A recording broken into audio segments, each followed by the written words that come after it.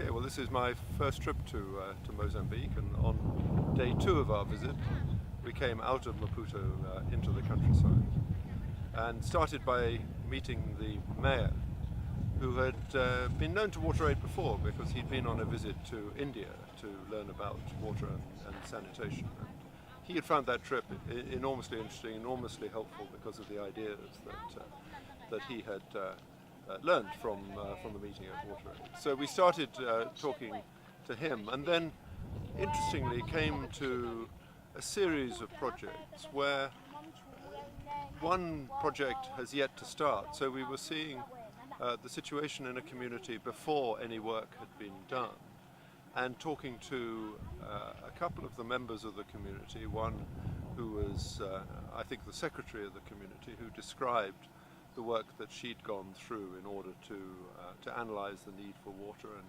and to campaign for water.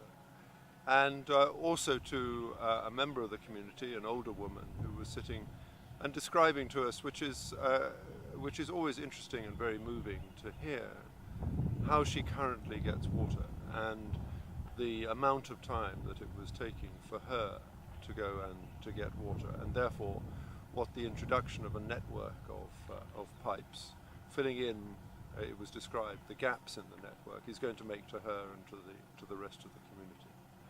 And we then moved on to see a school, and visiting schools I think is always the highlight of these visits, because in the end the people who benefit most from WASH are the future generation, and the young children, if they learn about water and sanitation and hygiene, will carry it with them for their lives, and it will make a profound impact. And just to see the enthusiasm of these children talking about and singing and acting and holding up, without themselves speaking English, holding up signs in very good English, welcoming us and talking to the teacher and the headmaster.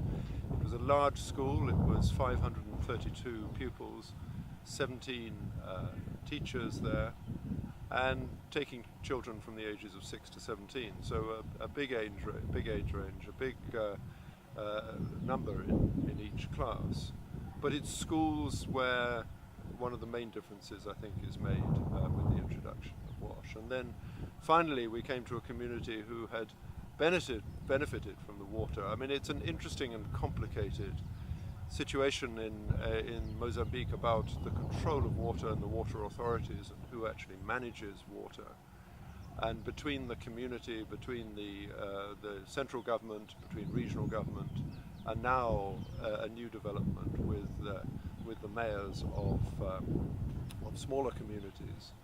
And that, I think, will be a very beneficial change as water is decentralized, and it'll bring it much closer to those people who actually need it and those who suffer at the moment. And certainly this mayor had been enormously influential in bringing water. He described, interestingly enough, what he said was a revolt by the community because of the lack of water a couple of years ago. And this had brought first an emergency tank of 40,000 litres, then followed now, and I think it's due to open in a few weeks' time, a new facility which will be 2 tanks, 100,000 and 40,000 litres, which will provide the basis of a network of pipes to the community. And then, as always, meeting the community and hearing them sing and dance is just the most moving of the experiences. So it's been a very full day, a really interesting day, and it's been, as always on these trips, an eye-opening day, and witnessing what a difference Water Aid makes is one of the great privileges of this role, I think.